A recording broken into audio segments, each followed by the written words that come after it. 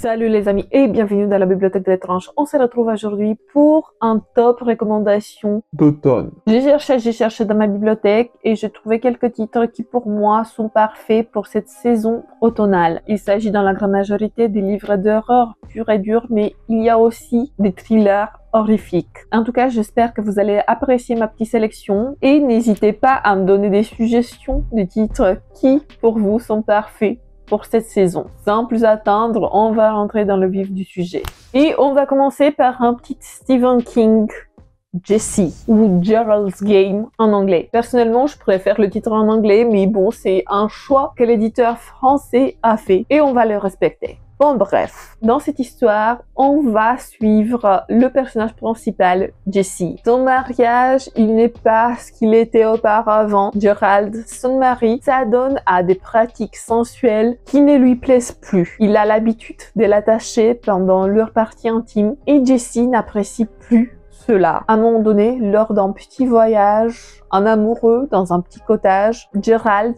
il s'adonne encore à ces pratiques. Jessie, elle n'en peut plus. Il veut que Gerald la libère, mais celui-ci, il veut rien entendre. C'est dit, tu es ma femme, tu vas rester attachée et tu vas en faire plaisir. Eh bien, Jessie, elle va pas se laisser intimider. Au moment où Gerald s'approche d'elle, elle lui donne quelques coups bien placés, sauf que le résultat est inattendu.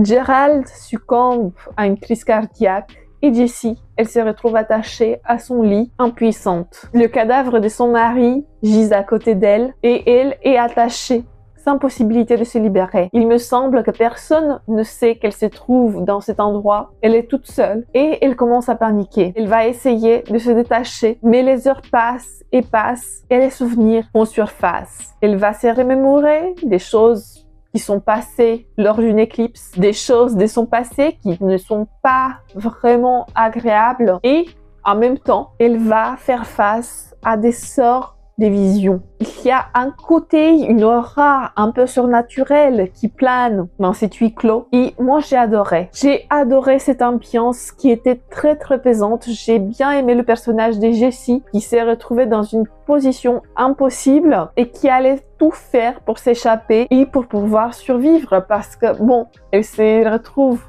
attachée et elle peut pas se nourrir, elle peut pas s'hydrater. Si elle va rester dans cette position, c'est sûr que la mort l'attend. Il y a l'angoisse qui pèse tout autour de ce récit. Il y a des visions qui surgissent et qui se rapprochent d'elle et elle va devoir faire face aux démons du passé. Elle va devoir être forte, être puissante et embrasser le moment présent, se détacher du passé et réussir à survivre. C'est un roman que j'ai lu par le passé, une dizaine d'années auparavant, mais il m'avait laissé un goût très prononcé. Je l'ai aimé et c'est pour ça qu'il se retrouve aujourd'hui dans cette sélection et je vous le recommande. Je vous le recommande chaudement. C'est un récit que je vous recommande pour cette période d'automne.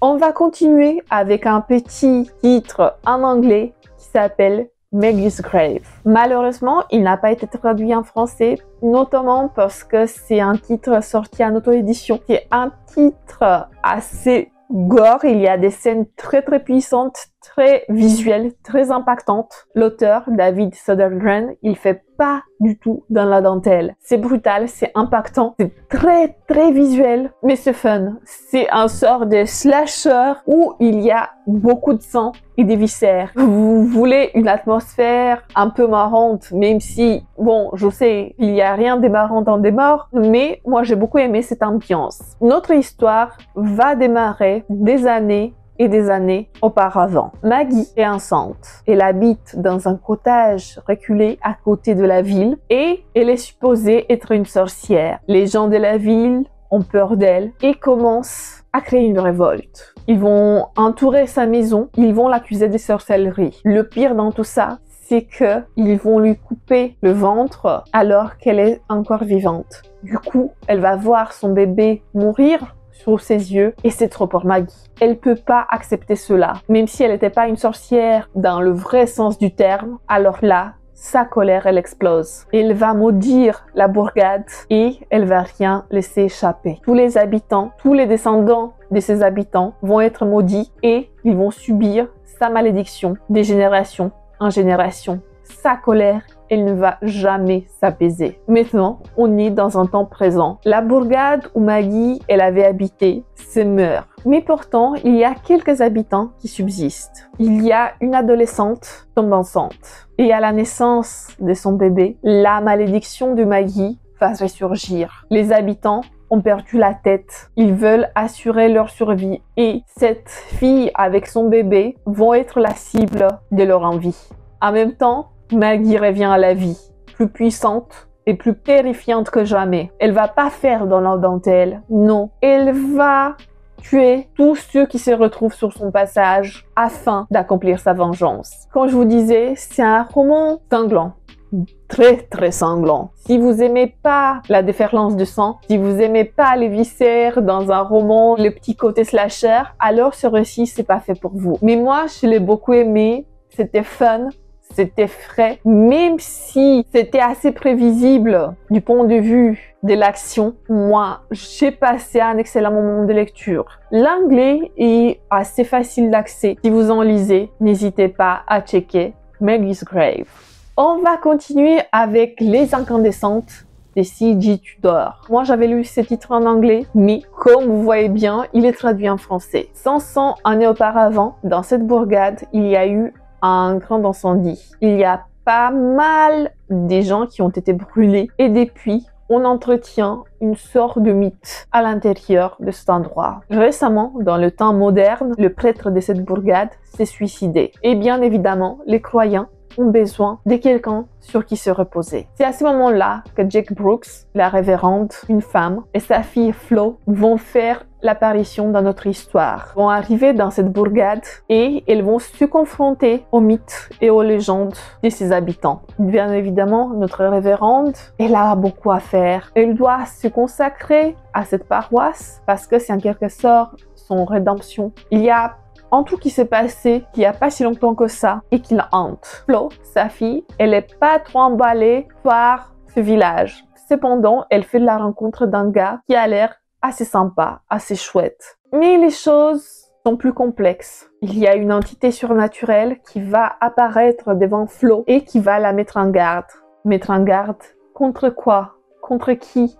On ne sait pas. Moi, je sais. Mais vous savez pas, ce qui donne le peps à ce récit. Il y a un côté très immersif grâce à ces bribes de surnaturel qui sont introduits dans ce récit. C'est un thriller horrifique comme seulement C.J. Tudor sait nous présenter. Moi, j'ai pris beaucoup de plaisir à rentrer dans un nouveau récit de sa plume. J'ai beaucoup aimé l'atmosphère, j'étais happée par l'action. Je voulais savoir quels sont les secrets de cette bourgade. Pourquoi ce prêtre s'est suicidé à l'intérieur de l'église? C'est quoi cette entité surnaturelle qui hante les parages, qui hante le cimetière? Et comment Flo et la révérende Jake Brooks vont faire face à cette nouvelle situation, à cet nouveau cadre de vie qui n'inspire pas au premier abord une fin heureuse. Je vous le recommande. Franchement, il est parfait pour cette période de l'année. Il y a un côté feuilles qui tombent, il y a un côté automnal, Les Incandescentes de C.J. Tudor.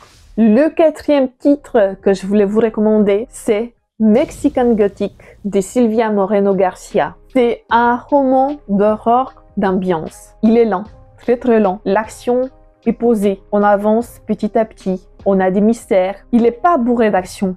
Si vous cherchez un roman bourré d'action, c'est pas pour vous. Mais moi, je l'ai adoré. J'ai adoré cette ambiance un peu gothique qui se dégage. On est dans un Mexique des années 50.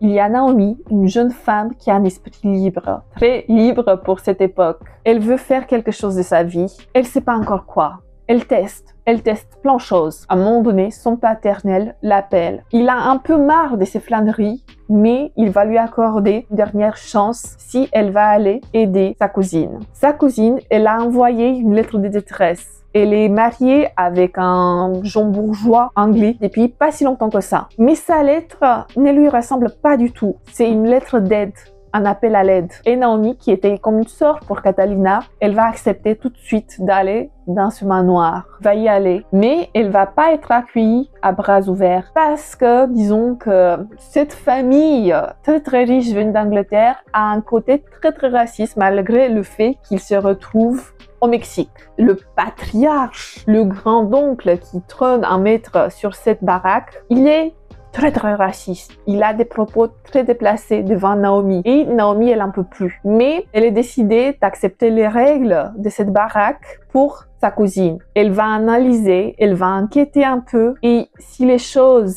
ne sont pas ce qu'elles paraissent, elle va essayer de sauver Catalina et de s'enfuir de cette baraque. Mais plus elle reste dans cette baraque, plus elle est empoisonnée par l'atmosphère et par ce côté surnaturel qui pèse à l'intérieur. Ces nuits deviennent de plus en plus sombres. Ce cauchemar la hante. La noirceur l'enveloppe. Cette maison, cette baraque est invivable. Et pourtant, elle doit faire face à l'impensable. Elle doit faire face à cette chose surnaturelle qui s'insinue entre les parois du manoir si elle veut sauver Catalina. Comme je vous disais, c'est un roman d'ambiance. C'est un roman très lent, mais j'ai adoré. Je vous le recommande chaudement. Pour cette période d'automne avec un chocolat chaud, un très bon moment de lecture. Et le dernier roman horrifique que je voulais vous présenter pour cette sélection de romans d'horreur, c'est ça, de Stephen King. Oui, encore un Stephen King, mais vous aurez toujours dans mes recommandations, si je peux en tout cas, au moins un Stephen King. Parce que pour moi, c'est le maître de l'horreur, c'est mon auteur préféré et je trouve que ça, c'est un roman très complexe qui aborde pas mal de thématiques, touche un tas de monde. On retrouve de la violence physique et psychologique. On trouve ce côté enfantin, la perte de l'innocence devant la brutalité de ce monde. On trouve le côté bénéfique d'une amitié qui soigne les blessures infligées parfois par son entourage, son milieu proche. On trouve du tout dans ce roman. C'est un monument de la littérature, bien que c'est un roman d'horreur où il y a beaucoup de scènes très impactantes visuellement. C'est un roman qui parle aussi du développement de l'individu. C'est un roman très complexe. C'est un roman qui potentiellement ne pourrait pas être aimé par tout le monde, mais c'est mon roman préféré de Stephen King. Je sais qu'il y a une scène problématique à l'intérieur de ce roman, je me rappelle pas trop, à vrai dire, parce que mon cerveau, il a effacé certains passages et il a gardé juste le côté impactant, le plus impactant pour moi en tout cas, parce qu'à l'époque, je faisais même des cauchemars à cause de ça, de ce pouvoir surnaturel qui planait autour de lui. Mais bon, ça c'est juste ma vision. Revenons au résumé. À Derry, il y a une entité qui hante les profondeurs. Il s'attaque aux enfants, aux êtres qui n'ont pas fini leur développement. Il tourmente les enfants depuis des générations et des générations, depuis des millénaires même. Et c'est pas fini. À présent, il vient de tuer un petit garçon. Il l'a attiré dans les égouts, dans les profondeurs et il s'est nourri de sa chair afin de rester en vie. Mais il n'a pas fini avec les habitants, avec les enfants de cette bourgade. Il y a des cycles où il s'endort et où il se réveille. Là maintenant, c'est le cycle où cette entité venue d'ailleurs, cette entité surnaturelle est réveillée et il va ramener la folie. Il va hanter nos protagonistes, notre club de losers. Il y a 7 enfants, il me semble, au total. Ça fait longtemps que je l'ai lu. Il y a une jeune fille et 6 garçons, si je me trompe pas. Ils ont tous fait la rencontre de ça. Ils ont vu des choses abominables. Leur peur se matérialiser devant leurs yeux. Ils ont vu du sang gicler. Ils ont entendu des enfants morts les appeler. Et ils se sont dit qu'ils vont arrêter cette folie. Ils vont mettre le point final à cette histoire. Mais ils n'ont pas vraiment réussi. Des années plus tard, ils vont se regrouper afin de chasser à tout jamais cette créature infernale. Du coup, le récit est structuré d'une manière qui mélange le présent et le passé. On voit les souvenirs de ces enfants qui faisaient partie du club des losers et on voit leur vie à présent. On voit ce qu'ils ont devenu après cette rencontre qui a changé à tout jamais leur vie. Ça va être un roman riche en émotions, une grosse brique. Ça fait quasiment 1000 pages. Les 2 tomes qu'on a ici combinés ont quasiment 1000 pages. Mais c'est une expérience qui vaut le coup. Si vous n'avez pas lu ça, n'hésitez pas. Je vous recommande également à regarder les 2 films qui sont sortis récemment. Bon, récemment, c'est assez relatif parce qu'ils sont sortis il y a quelques années. Mais moi, je l'ai beaucoup aimé. Je trouve que c'est de très bonnes factures. Voilà, ça, de Stephen King, c'est une valeur sûre. C'est un roman parfait pour cette période automnale. Mon livre préféré de Stephen. Bon, j'ai dit que c'est un top 5 des romans d'horreur et des thrillers horrifiques, mais comme à chaque fois, j'aime bien rajouter un petit bonus, un petit manga. Cette fois-ci, j'ai décidé de vous présenter Black Paradox de Junji Ito. Et ça tombe bien, parce que normalement, ce récit, il a été réédité en juillet. Si tout va bien, il était sorti en juillet. Sinon, il a été décalé. Mais bon, bref, sa sortie est imminente. C'est un récit que j'ai découvert en anglais. On suit ici un groupe de jeunes qui ont un objectif commun. Ils se sont rencontrés sur un site et ils souhaitent tous mourir. Ils souhaitent tous se suicider. Ils vont se regrouper, mais leur tentative de suicide tombe à l'eau chaque fois parce qu'il y a un événement un peu surnaturel qui va se griffer à leurs actions et qui va tout dénaturer. Ça va partir en couille, mais très vite. Si au début l'objectif était de se suicider, peut-être que vers la fin l'objectif ça va être de survivre. Je ne peux que saluer l'inventivité de Junji Ito, ces planches magnifiques qui mettent en avant une horreur palpable. Chaque fois, ces dessins sont un plaisir pour les yeux, un plaisir coupable parce que c'est de l'horreur pure, déformée, de l'horreur qui sort tout juste de l'imaginaire de Junji Ito. Je vous le recommande chaudement. C'est un très bon manga. N'hésitez pas à lire ce petit bijou. Voilà les amis, à présent cette vidéo est finie. J'espère que vous avez bien aimé mon top recommandation des livres pour l'automne. N'hésitez pas à me donner dans les commentaires vos recommandations. Je vous fais plein bisous. Que les chats soient avec vous. À la prochaine. Bisous.